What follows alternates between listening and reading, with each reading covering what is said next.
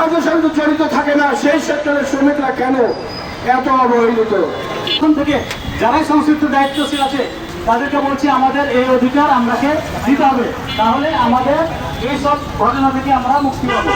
এই বলে আমি সকলকে ধন্যবাদ জানিয়ে আমার বক্তব্য শেষ হচ্ছে। আসসালামু আলাইকুম। ধন্যবাদ। আমি 8 ঘন্টা আমার চোখে ঘুম আসতো না, আমি 8 ঘন্টা বিনোদনে পেতাম, 8 ঘন্টা আমি বিশ্রামও পেতাম। আমার যখন এই বিশ্রামও কেড়ে নেয় মালিক, আমাকে কি করতে হবে? আমি বুঝতে পারছি যে এখনো আমাদের সেই হোটেল সেক্টরটাকে সেই দাস যুগে পরিণত হয়ে আছে। অতএব যারা যে জায়গায় দায়িত্ব আছেন এই সাউন্ড হত্যার ব্যাপারে আপনারা কেউ কিন্তু দোষী থেকে অব্যাহতি পাবেন না, আপনারাও দোষী। ছুটি পেতাম তাহলে পরে দেখা এসে যে সাউন্ড হত্যা হতো না। অতএব আজকে আমি প্রশাসনের দৃষ্টি আকর্ষণ করে বলছি, আপনারা এই দিনাজপুরে এমন একটি ব্যবস্থা নেন যেন ফিরিয়ে দেওয়ার জন্য আমি প্রশাসন থেকে যারাই সংশ্লিষ্ট দায়িত্বশীল আছে তাদেরকে বলছি আমাদের এই অধিকার আমরাকে দিতে হবে, তাহলে আমাদের এই সব ঘটনা থেকে আমরা মুক্তি পাবো। এই বলে আমি সকলকে ধন্যবাদ জানিয়ে আমার বক্তব্য শেষ হচ্ছে। আসসালামু আলাইকুম।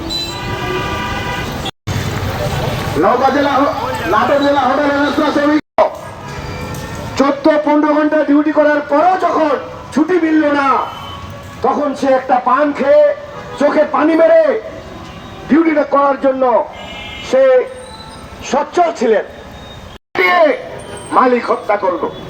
আমরা কোন যুগে বাস করছি? দাস যুগ, সামন্তীয় যুগ, নাকি একটি গণতান্ত্রিক? তারা অসংখ্য কাজের সঙ্গে জড়িত থাকে না সেই সেক্টরের শ্রমিকরা কেন এত অবহেলিত? করবেন 50,000 জরিমানা আইন আছে, জরিমানা করবেন, এটা করে হলেও গেজেট বাস্তবায়ন করতে হবে, সময় বাস্তবায়ন করতে হবে। 8 ঘন্টা কাজ, অতিরিক্ত কাজ করলে ডাবল মজুরি এবং শ্রমিকের সম্মত নিয়ে ডাবল মজুরি দিয়ে কাজ করাতে হবে।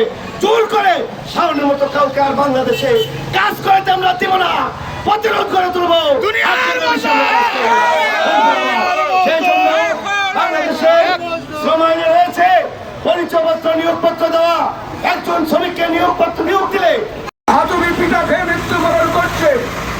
কোথায় প্রশাসন, কোথায় সাংবাদিক, কোথায় দেশের মানুষ? সকলের কাছে আমার প্রশ্ন, এই সেক্টরের শ্রমিকরা কেন এত নির্যাতিত, যারা মানুষের সেবায় নিয়োজিত থাকে? চাই সংগ্রামী নেতৃবৃন্দ এবং সাংবাদিক, মিডিয়া ও প্রশাসন, আজকে আমরা শুধু নাটোর থেকে কেন দিনাজপুরের রাস্তায় দাঁড়িয়েছি? আমার প্রশ্ন, যে সেক্টরের শ্রমিকরা সূর্য উদয় পূর্বে হইতে সূর্য হোটেল রেস্তোরাঁ শ্রমিকেরা আয়োজিত